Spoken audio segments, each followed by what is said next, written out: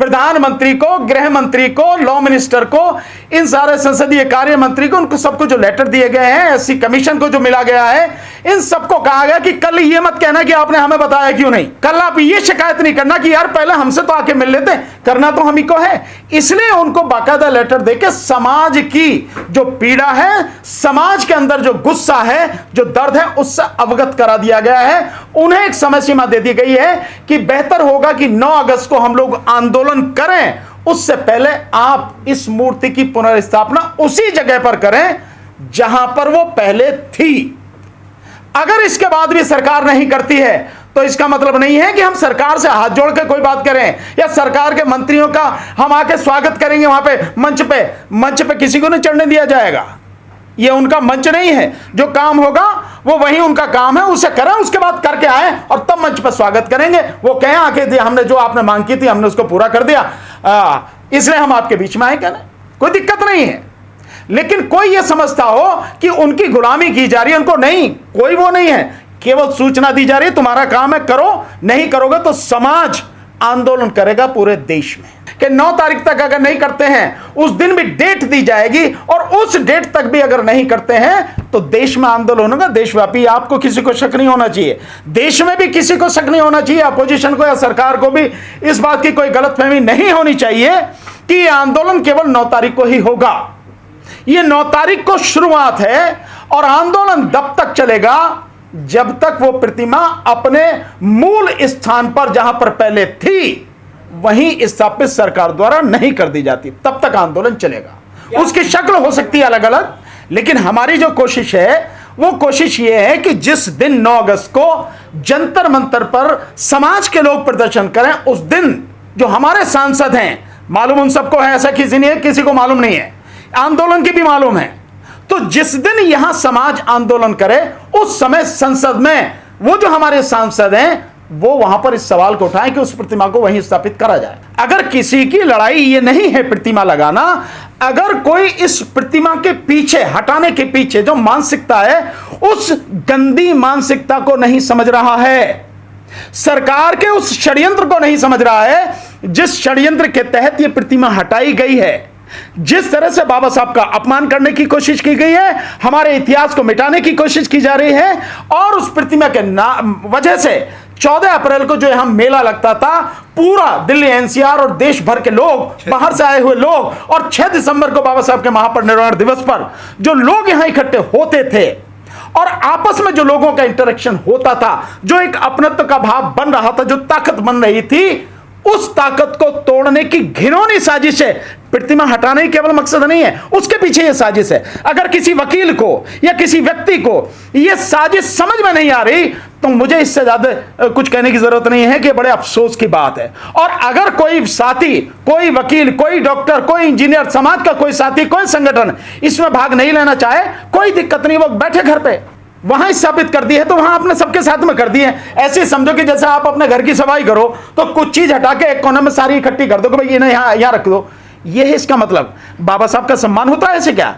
बाबा साहब का सम्मान था, वो किसी के बाप की नहीं थी, किसी की बपौती नहीं थी। वो जो प्रतिमा लगी थी वो आंदोलन करने के बाद जेल भरो आंदोलन हुए, लोग जेल गए, और हमारे नेता बीपी मौर्य साहब के नेतृत्व में जो संघर्ष हुआ, पूरे समाज ने अपने पैसे से वो प्रतिमा लगवाई थी, किसी जागीर नहीं। वो नहीं, निश्चित रूप से जब वक्त आएगा तो उनका बायकॉट करेंगे, जिम्मेदारी उनकी है, लेकिन जिम्मेदारी आपकी भी है, जिम्मेदारी मेरी भी है। अगर वो अपनी जिम्मेदारी नहीं निभा रहे या कोई अपनी जिम्मेदारी नहीं निभा रहा तो इसका मतलब ये थोड़ी है कि हम भी अपनी जिम्मेदारी ना निभाएं। मत निभाएं, उसका सही समय पे इलाज करेंगे। ये मालूम है हमें कि वाकई में पहली जिम्मेदारी उन्हीं की है, क्योंकि वो इसीलिए तो भेजे गए समाज का जो उसका संरक्षण करें।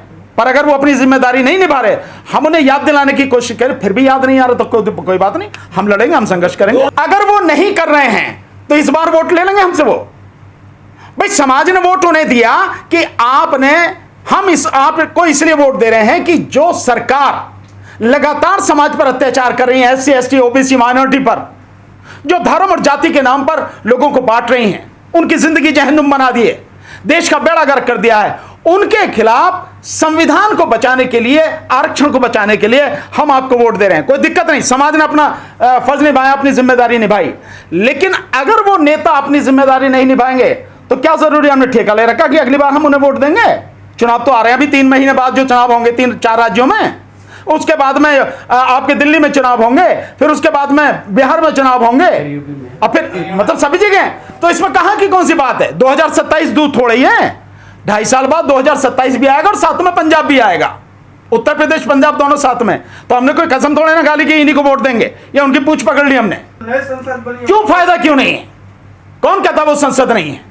उसका गेट उसी के सामने है, कैसे नहीं है? उसी जगह जहां थी वहां स्थापित की जाए। और अगर आप ये कहते हो तो ये बात मांग करें, समाज इस बात का फैसला करे कि जो नई संसद है उस नई संसद में भी बाबा साहब की प्रतिमा लगाई जाए। हमने सिंपली ये बात कही है, जो सांसद हैं वो भी हमारे सांसद हैं, वो वहां इस सवाल को उठाएं।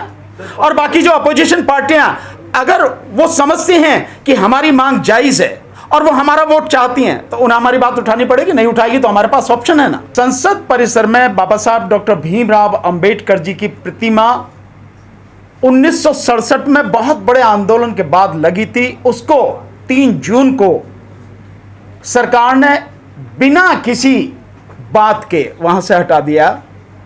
बहाना संसद परिसर का सौंदर्यीकरण। उस प्रतिमा से खूबसूरती बढ़ रही थी, उसमें कहीं कोई कमी नहीं आ रही थी, लेकिन यह बहाना है। तो अब इसमें बहुत सारे संगठन, सैकड़ों की संख्या में संगठन इस आंदोलन से जुड़ चुके हैं। और एडवोकेट होने के नाते मैं और भाई साहब हमारे ओपी भारती जी, हम लोग और इस हमारी टीम के एडवोकेट टीम के जो अध्यक्ष बनाए गए हैं, हमारे साथी दुष्यंत चौधरी जी एडवोकेट, जो all India SC/ST advocates welfare organisation के भी राष्ट्रीय अध्यक्ष हैं।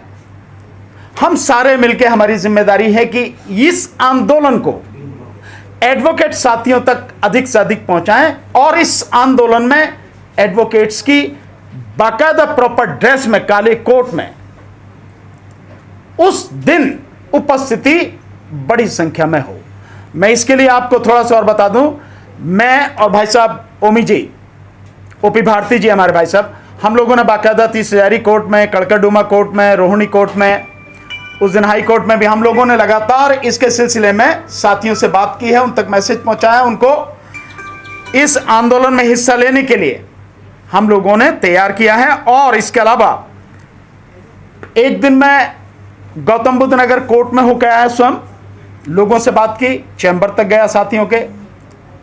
फिर एक दिन मैं गाजियाबाद गया और कल मैं मुजफ्फरनगर कोर्ट में होकर आया हूं। और फिर उसके साथ साथ ही मेरठ बार में, वहां बहुत बड़ी संख्या में हमारे साथी एडवोकेट दोनों बार में इकट्ठे हुए, वहां भी मैं होकर लगातार आया हूं। वहां से बहुत बड़ी संख्या में लोग आएंगे। और कल मैं बुलंदशहर और हापुड़ भी जा रहा हूं अपने एडवोकेट साथियों से। तो हम लगातार कोशिश कर रहे हैं कि इस संख्या में, इसमें बड़ी संख्या में लोग भाग लें। ये तो एक सूचना थी। देखिए, ये उम्मीद हमें बिल्कुल नहीं है कि वो लोग हमारे कहने से प्रतिमा वहां स्थापित करा देंगे, लेकिन जब कोई तंत्र होता है, सरकारी व्यवस्था होती है, तो उसमें पहली जो काम करने का तरीका वो ये है कि जो लोग आखिर उसमें लगाएगा कौन, उस प्रतिमा को लगाएगा कौन? या तो संसद सचिवालय जो है उनके वहां से होगा, लोकसभा अध्यक्ष उनके हाथ में है। और वो जिस तरह की इन पिछले 10 साल में काम कर रहे हैं, वो सरकार के बिना एक कदम भी, 1 मिलीमीटर भी हिल नहीं सकते। तो अल्टीमेटली सरकार कहेगी तो ही वो सबको काम होगा। इसलिए ये औपचारिकता है कि सरकार को सूचित करना